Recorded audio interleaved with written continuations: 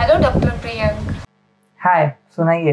मैं तो घर में बहुत साफ सफाई रखती हूँ, मतलब बाहर का भी इतना ज़्यादा नहीं खाती हूँ, फिर मुझे टाइफाइड कैसे हो गया? टाइफाइड यूजुअली होता है जब भी हम किसी ऐसे खाद्य पदार्थ या किसी पेय पदार्थ यानी कुछ खाने पीने में ऐसा आता है जो कि कंटेमिनेटेड होता है, प्रदूषित होता है। किससे प्रदूषित होता है? उस आदमी से जिसका जो है मल या मूत्र उस खाने के अंदर या उस पानी के अंदर मिला है, जिसे पहले से टाइफाइड का इन्फेक्शन था। और वो डायरेक्टली और इनडायरेक्टली दोनों तरीके से हो सकता है। अच्छा, ऐसा भी होता है? किस तरह से फैलता है, मुझे इसके बारे में आप बताएंगे? देखिए, डायरेक्टली तो वैसे पेशेंट से हमें ट्रांसफर होना बहुत अनलाइकली होता है, क्योंकि हम खुद ही उस समय उतनी हिदायत बरत देते हैं। लेकिन इनडायरेक्ट होने के जो है काफी सारे तरीके हैं। कुछ मैं आपको एग्जांपल से बताता हूँ। जैसे कि हाउस फ्लाई यानी कि मक्खी, जो कि अक्सर भिनभिनाती रहती है, हमने देखा होगा, वो मल या मूत्र पे भिनभिनाती रहती है। और जब वो मक्खी किसी ऐसे मल या मूत्र पे भिनभिना रही होती है जो कि ऑलरेडी जिसमें उस साल्मोनेला टाइफी का यानी उस बैक्टीरिया का इन्फेक्शन है, जिससे कि टाइफाइड होता है, तो उसके बाद में वो वहां से उड़ के, मान लीजिए कि आपके घर के बाहर थी लेकिन घर के अंदर उड़ते हुए आई और आपके किसी खाने के ऊपर आकर लग गई। या मान लीजिए कि आप कोई मिठाई लेकर आए हैं और वहां पे जो है सामने वाला स्वीट्स वाला उतना ध्यान नहीं रखता है, तो वो वहां पर जाके लग गई, उसी को आपने खाया और आपको जो है टाइफाइड हो गया। तो भले ही आपके घर में कितनी भी साफ सफाई रहती हो, लेकिन अगर खाना किसी ऐसी जगह से आ रहा है जो कि उतना जो है वो खुले में रहता है या जहाँ पे उतनी हाइजीन मेंटेन नहीं किया जाता है, तो बहुत माइन्यूट अमाउंट के अंदर भी, अगर बहुत ही सूक्ष्म मात्रा के अंदर भी अगर वहां पे बैक्टीरिया पहुंच गया उस खाने के अंदर या उस पानी पीने के अंदर, तो आपको जो है वो इन्फेक्शन हो जाएगा। नहीं, मैं बाहर का ज़्यादा कुछ नहीं खाती, फिर मुझे कैसे हो गया टाइफाइड? मेरे को ये जानना था। और घर में भी पूरा साफ सफाई बहुत अच्छे से मैं ध्यान रखती हूँ। इसका एक और मैं एग्जांपल आपको लेके बताता हूँ कि जैसे कि मान लीजिए कि कोई बच्चा है जो कि टाइफाइड से ग्रस्त था और वहां पे मान लीजिए प्रॉपर एक तरह से शौचालय सुविधा नहीं बनी है, और वो वहां पे जाके नदी या तालाब के अंदर वहां पे पॉटी करता है। अब वो जो पॉटी है उसकी वो ऑलरेडी उस बैक्टीरिया से इन्फेक्टेड है, और उसी पानी के अंदर वहां पे काफी सारी मछलियां भी हैं जो कि रह रही हैं, तो उन मछलियों के अंदर भी वो बैक्टीरिया वहां पे चला जाएगा।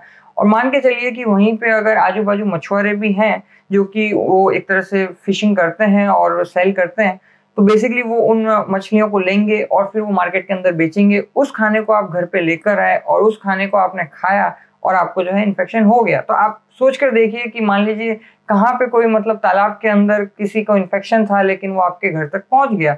तो इसी तरीके से जो मिठाई का भी मैंने एग्जाम्पल दिया, तो उससे आप रिलेट कर सकते हैं, क्योंकि हर समय घर में साफ सफाई से ही केवल मैटर नहीं करता। ऑफ कोर्स वो रखनी चाहिए, उससे बहुत सारी डिजीज और भी कम हो सकती है, लेकिन और भी बहुत सारे इनडायरेक्ट तरीके हैं जिससे कि ये हम तक पहुंच सकता है। इसके अलावा एक बहुत और अनकॉमन तरीका ये भी है कि अगर एनल या ओरल सेक्स किया जा रहा है, तो अगेन वहां से भी जो है ट्रांसमिशन हो सकता है। ओके। तो मैं जानना चाहता हूँ, जब आपको टाइफाइड हुआ तो आपके कैसे सिम्टम्स थे उस समय? जब मेरे को टाइफाइड का थोड़ा टाइम बाद में पता चला था, मुझे कुछ ऐसे सिम्टम्स आ रहे थे, जैसे बहुत तेज बुखार रहता था, सर में बहुत दर्द होता था, और पेट में ऐसे दर्द होके मुझे ना लूज मोशन लगते थे। और जैसे दवाई लेती थी तब तक फीवर निकल जाता था और बार बार फीवर आता था। वीकनेस बहुत ज़्यादा फील करती थी मैं। तो ये जब सिम्टम रहे होंगे तो नेचुरली आप डॉक्टर के पास गए होंगे और वहां पे या तो आपके ब्लड का या फिर मल का या मूत्र का सैंपल लिया होगा। तो आपके साथ क्या हुआ था? डॉक्टर ने मुझे बोला है कि आपका ब्लड सैंपल लिया जाएगा, और ब्लड सैंपल लेने के बाद जो टेस्ट में जो आएगा तो उसके बाद पता चलेगा। तो फिर उन्होंने मेरा ब्लड सैंपल लिया था और फिर मुझे पता चला मुझे टाइफाइड हो गया। अगर उन्होंने ब्लड सैंपल लिया है तो मोस्ट लाइकली उन्होंने एक बहुत ही कॉमन टेस्ट किया होगा जिसे विडाल टेस्ट बोलते हैं, और उसके भी बहुत सारे स्टेजेस होते हैं। लेकिन यूजुअली ये देखा जाता है कि अगर बहुत ज़्यादा डाइल्यूशन करने के बावजूद भी अगर वहाँ पे बैक्टीरिया की प्रेजेंस है, तो इसका मतलब है कि इन्फेक्शन बहुत ज़्यादा सीवियर है। तो इस तरह से वो पता लगाते हैं। लेकिन और भी तरीके होते हैं, माइक्रोस्कोपिक तरीके से भी जो है पता लगाया जा सकता है, और बहुत एक्सट्रीम केसेस में बोन मैरो का सैंपल भी लिया जा सकता है। तो ये एक तरह से कॉमन तरीके होते हैं। नहीं, मैं वापस जब मुझे पता चला, फिर डॉक्टर ने मुझे कुछ टैबलेट दी थी, तो वो टैबलेट के अंदर ऐसा क्या फॉर्मूला था जिससे मुझे बहुत जल्दी रिलीफ मिल गया? क्योंकि मैंने आपको बताया कि ये बीमारी जो है एक बैक्टीरियल इन्फेक्शन की वजह से होता है, किसी और वायरस या किसी फंगस की वजह से नहीं। और वैसे आपको बैक्टीरिया वायरस में अंतर समझना है तो आप यहाँ जाके समझ सकते हैं। तो अगर जब हम बैक्टीरिया देते हैं तो वापस उसके अगेंस्ट जो काम करते हैं वो एंटीबायोटिक्स काम करते हैं। तो डॉक्टर ने मोस्ट लाइकली आपको एंटीबायोटिक्स दिए होंगे। कुछ कॉमन एंटीबायोटिक हैं जैसे कि क्लोरामफेनिकोल है, एम्पिसिलिन है, सल्फामेथोक्साजोल है। तो ये सारे जो है एंटीबायोटिक वो देते हैं, और एंटीबायोटिक इन जनरल जो है उन बैक्टीरिया को एक तरह से मारने का काम करते हैं। इसका डाउनसाइड ये है कि अगर वो एंटीबायोटिक लेते हैं तो हमारे जो गुड बैक्टीरिया होते हैं, माइक्रोब जो होते हैं हमारे गट के अंदर, वो भी हार्म पहुंचता है उन्हें, लेकिन ठीक है, मतलब ओवरऑल जो है इवेंचुअली अगर हम वो एंटीबायोटिक नहीं लेते हैं तो फेटल रेट यानी कि मृत्यु दर जो है वो 30% तक पाई गई है। लेकिन अगर हम इन एंटीबायोटिक्स को लेते हैं तो 1 से 2% पाई गई है। तो it's really essential for us. अच्छा। But at the same time मैं ये भी कहना चाहूँगा कि विदाउट डॉक्टर्स प्रिस्क्रिप्शन आप सीधे सीधे जाकर ये एंटीबायोटिक ना लें। उसका कारण ये भी है कि आपकी कितनी फेटेलिटी है, यानी कि कितना ज़्यादा इन्फेक्शन सीवियर है, वो आपकी रिपोर्ट से पता चलेगा। उसके हिसाब से डोजेस भी डिसाइड होगी, उसी के हिसाब से ट्रीटमेंट का जो है कितने टाइम तक चलेगा वो भी डिसाइड होगा। ओके। और इसके अलावा एक और चीज़ मैं एम्फेसाइज करना चाहता हूँ कि अगर आप इस कोर्स को लेते हैं तो ऐसा नहीं कि आपके सिम्टम आने बंद हो गए तो आप इसे लेना बंद कर दें और कोताही बरतें। ऐसा ना करें, क्योंकि वापस से अगर आएगा तो बहुत और ज़्यादा आपको मुश्किल होने वाली है, वो रेजिस्टेंट भी आ सकता है। तो इट्स बेटर कि पूरा का पूरा कोर्स ख़त्म किया जाए, उसके बाद में ही रुका जाए और उसके बाद में वापस से एक रिपोर्ट बनवाई जाए जिसमें ये देखा जाए कि हाँ, आपका जो टेस्ट अगर आ रहे हैं, जो मैंने अभी आपको डाइल्यूशन की बात की थी विडाल टेस्ट में, तो वो डाइल्यूशन के लेवल पे जो है वो एक तरह से वहां पे दिख रहा है कि बैक्टीरिया आपके ब्लड के अंदर कम हो रहा है। तो ये दिखना चाहिए। उसके बाद में जो है आप मतलब डॉक्टर के बोलने के बाद में आप लेना बंद करें। तो क्या ये मुझे बार बार हो सकता है? अगर एक बार मुझे टाइफाइड हो गया तो क्या मुझे बार बार टाइफाइड हो सकता है? एक बार अगर टाइफाइड हो जाए तो यूजुअली बॉडी के अंदर कुछ सालों तक इम्यूनिटी रहती है, तो फिर से होने की संभावना नहीं होती है। लेकिन अगर आपने कोर्स कंप्लीट नहीं किया है जैसा मैंने बताया, तो आपको जरूर दिक्कत हो सकती है। तो कोर्स कंप्लीट जरूर करें। क्या कुछ ऐसे पर्टिकुलर कोई इलाज हो कि बार बार मुझे या तो टाइफाइड नहीं हो, और अगर ऐसा कुछ हो तो